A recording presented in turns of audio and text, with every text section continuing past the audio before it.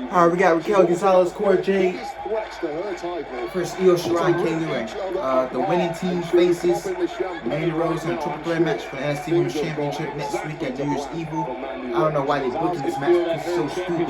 You could have just put the fatal four-way. And the winner would face Mandy Rose next week. It's just my opinion. This is shitty booking, man. Who defends this garbage? Jade is fading though. Yeah, let's face it, this is a loose alliance between Kaylee Ray and Shirai, but whatever game plan they put together to isolate Jade has been brilliant. Look at Jade and look at Raquel Gonzalez reaching out for Jade. Not able to make it to her partner or the ropes. Slipping away from the ropes as perhaps the opportunity of Cora, Jade and Raquel Gonzalez slips through their fingers. You can see Kaylee Ray an awkward bend to the left knee of Cora Jade.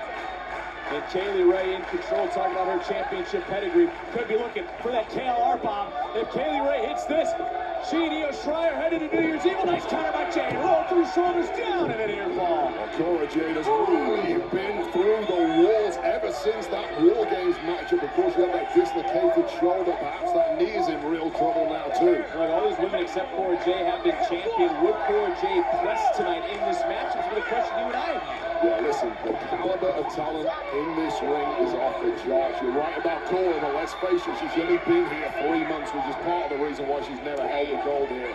Talking about pressure, though, the pressure isn't just on Cora Jade. Of course, it's as much on Raquel as Cora tonight. One mistake from Jade will cost them both the opportunity at Mandy Rose. A snap sweep. Oh! And Kaylee Ray isolating the aforementioned Gonzalez. This is the moment to put this one away. Shirai's legal. Shirai's legal. Shirai made the tag, looking for that patented moonsault. And Gonzalez wisely able to save not only the match, her championship opportunity. Oh! Nice bit of chemistry there between Cora Jade and Raquel Gonzalez. But Kaylee Ray did a suicide dive through the bottom rope onto Raquel. Man, I'm sorry, but Shirai and Kaylee Ray should be on the main roster, man. They're better than 90% of the main roster women. And WWE doesn't want to do anything with them on the main roster. So Io and Kaylee Ray need to do everything in their power to stay away from the main roster. Target acquired by Shirai. Shirai, missile drop kick. A direct hit. Into the cover to head to New Year's Eve next week, and Jade kicks out at 2. Cora Jade just running on fumes at this point as we take another look at the genius of the sky with that bullseye on the chest of Cora Jade. Oh, Shirai, double knees, they didn't connect though. Into the middle turnbuckle, and this is a moment now for Cora Jade as a tag was made. In comes Kaylee Ray. Purely an instinctive move there from Cora Jade. She's rocking over towards her tag rope. There's no one there. It's a Curry. Didn't get all of it, certainly got enough to rock. Kaylee Ray in for Jade. Jade has to make a tag. Gonzalez finally back up, reaching out for the tag. Now is your big moment. So close as Jade reaches out. Raquel tags in. Kaylee Ray's from the ring. Gonzalez taking it right to Kaylee Ray. You would not want to be KLR right now. A flash and angle. Whoa! Hopefully, okay. That didn't look right. Hopefully, luckily they okay. Because there's so much. Just 3 seconds away from that golden opportunity. JBLS hallway slam. Gonzalez just a ball of rage, taking out her anger and frustration on Kaylee Ray after that dive to the outside earlier. Well, you question how Raquel would handle the extra pressure heading into tonight. Oh. She is handling it the way she does best, by hitting anything that moves.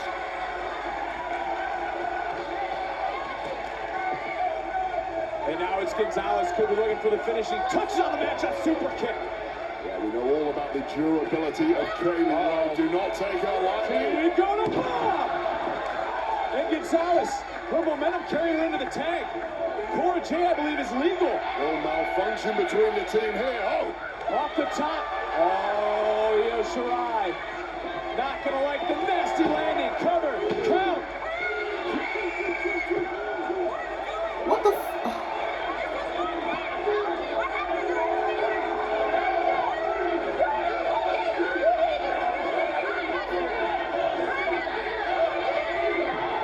question how these women would work together and get along tonight. It's all falling apart right now.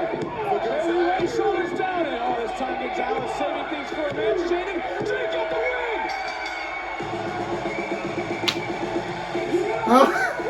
This is such.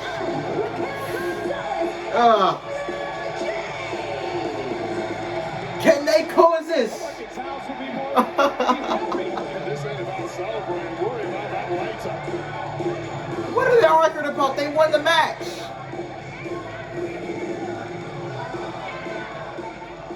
Well. Congratulations, ladies. I'm shocked.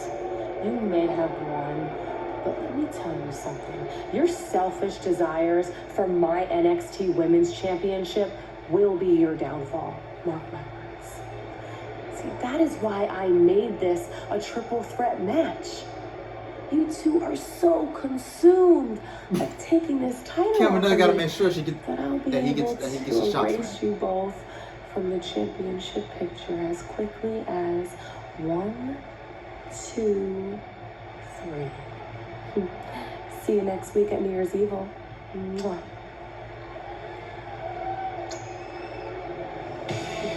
Next week at New Year's Evil, Jade, Gonzalez, Rose, triple threat for the NXT Women's Championship. All right, man, this is shitty booking. I did not like the way they went about this. You could have easily, a couple weeks back after the War Game show, you could have easily put the Fatal 4-Way match between Raquel, Io, Kaylee Ray, Cora. The winner would have faced Mandy Rose at New Year's Evil. Why did you take the winning team at War Games, put them in a Fatal 4-Way, and the winner goes on to face Mandy Rose for the championship? But instead, you put yourself in the corner because I don't know what the book. This booking is so awful. I swear. Does Cora Jade even have a finishing move? No. But yeah, enough with the Cora Jade roll-ups. It's getting old. It's getting boring. No one's gonna want to see that. What is her finishing move? The Cora Jade roll-ups are getting boring. I'm sorry. And why would you put the tag team match with Toxic Attraction, the NXT Women's Tag Team Champions? You put your champions at risk of being pinned on TV, and you know I don't like that. Maybe they got pulled out of precaution. Maybe one of them got sick because WWE has gotten hit with COVID a lot these past couple weeks during the Christmas break. So maybe it's a COVID thing and they couldn't make the match. If it was a COVID thing, then I totally understand. But just all you had to do was put the winning team at War Games in a Fatal 4-Way. And the winner would have faced Mandy Rose at New Year's Evil. And next week, I'm having Mandy Rose pin Raquel Gonzalez. I'm not having Cora Jade win the championship next week. Cora Jade does not need to win the championship next week. I'm sorry, but she doesn't need to be rushed. She's only been on TV for what? How many months? 4 or 5 months? You don't need to rush her yet. You can have Cora Jade lose the triple threat match. She doesn't have to get pinned. If you want Mandy Rose to beat Cora Jade, if you want Cora Jade to beat Mandy Rose, why don't you just come back down the line and do it? Middle of the summer, WrestleMania season, have Cora Jade beat Mandy Rose if you want Cora Jade to take the championship off of Mandy Rose. Or have Indy Hartwell beat Mandy Rose, and then you do a Candice LeRae and Indy Hartwell feud when she comes back, and Candice LeRae puts Indy Hartwell over when Candice LeRae contract expires. That's easy right there. How can I put this show better than Vince McMahon and Bruce Pritchard? How can I put this show better? Someone give me the pen, because I need to be creative. But yeah. And Kaylee Ray and Io Shirai should be on the main roster. Why are they not on the main roster? I know I'm going to get comments saying, oh, Io will be ruined. If she had the right creative, no, she wouldn't. If she has the wrong creative, then yes, she would be ruined. Io Shirai and Kaylee Ray can bring that spark to the women's division, because the women's division has been the worst I've seen in my whole 18 years of living. This is the worst I've seen the women's division in WWE in its current state. This is the worst. You're telling me you can't make money off of Io Shirai, Kaylee Ray, Dakota Kai, Rhea Ripley, Bianca Belair, Toni Storm. You can't build a women's division up around those 6 women? Shayna Baszler? Who else? Tegan Knox, but you fired her. You can have the best women's division in pro wrestling if you had the roster and if you built them up right and you build around those women. Rhea Ripley is supposed to be your next Becky Lynch. Toni Storm, your next Charlotte Flair. Io Shirai, your next Bayley. Bianca, your next Sasha Banks. Kaylee Ray. Who else? Tegan Knox. Shotzi Blackheart. Ember Moon, but you fired her. Now she's most likely going to end up in Impact Wrestling on AEW. Impact Wrestling needs to steal some of these women that WWE released. Look at what happened to Deonna Purrazzo. WWE dropped the ball on Deonna Purrazzo. They didn't know what to do with her. They fired Deonna Purrazzo during the pandemic. She came to Impact Wrestling. Jordan Grace put her over. If it wasn't for Jordan Grace, I don't think we would have gotten to Deonna Purrazzo we're seeing today in the pro wrestling world. Deonna Purrazzo is the #1 women's wrestler in the world today. And that's a fact. I think people might, and people are going to disagree with me because it's the IWC. They're toxic. And I know people are going to say, oh, you're putting Deonna as your #1 women's wrestler over Bianca, over Sasha, over Britt? Yes. Do you see the run that Deonna Purrazzo has been on lately, bro?